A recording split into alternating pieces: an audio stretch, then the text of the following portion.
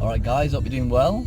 This is Rowlands and I'm a nutritional balancing practitioner, and in this video I just want to talk about nutritional balancing development and work, because it's a question that I get asked a fair amount of times, so I just want to enlighten people a little bit on what to do.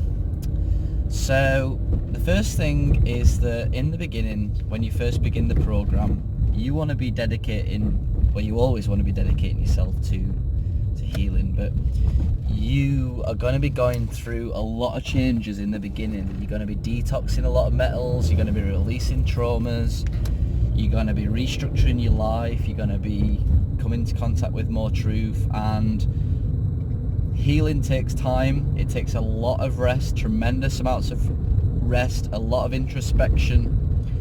So you want to be ideally in a position where you can concentrate on your health.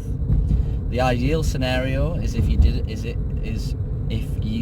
was in a position to not work, but I understand that is something that not many people can do.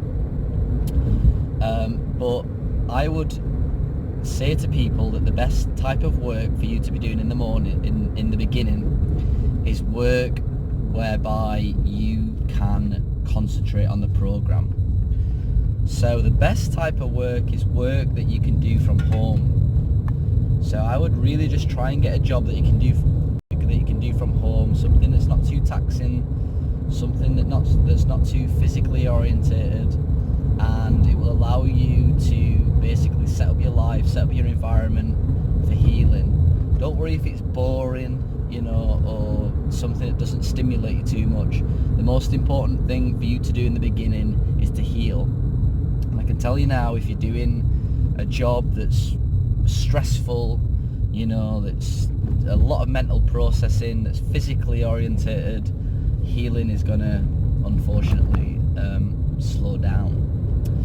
Now, as I've kind of moved along the program, I've become a lot more spiritually orientated, and I have come to learn about God, the Bible, etc.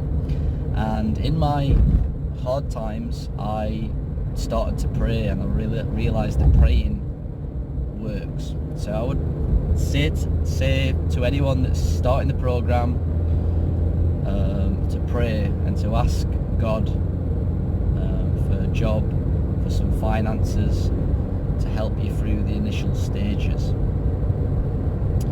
So that would be my advice. It doesn't have to be too, stimulating, just something that's easy to do, part-time, you don't have to think too much, and that's the ideal scenario. Now, looking back on it, I got some help from God, from guides, from the universe. I was helped.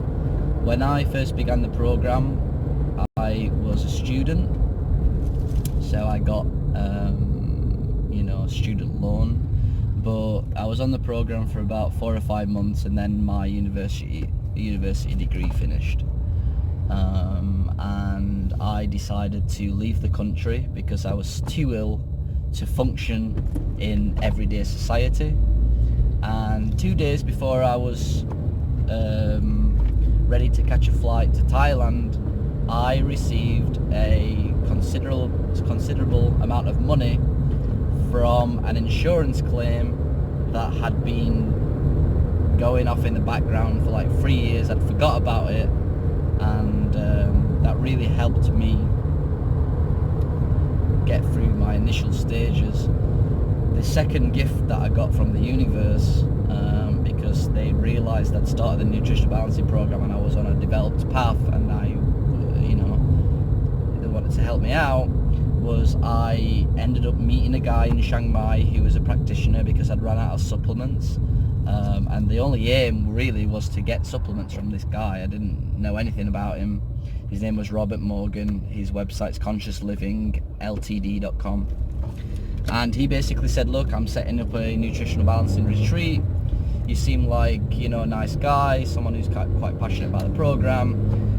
Do you want to come and basically work for me and help me with the retreat? And I was like, well, this this has got to be the perfect scenario for me to heal. I mean, if I can't heal in this situation, then I'm never going to heal. So I did struggle with the job. You know, I had massive amounts of brain fog. I was constantly getting things wrong and putting orders through wrong, and it was challenging.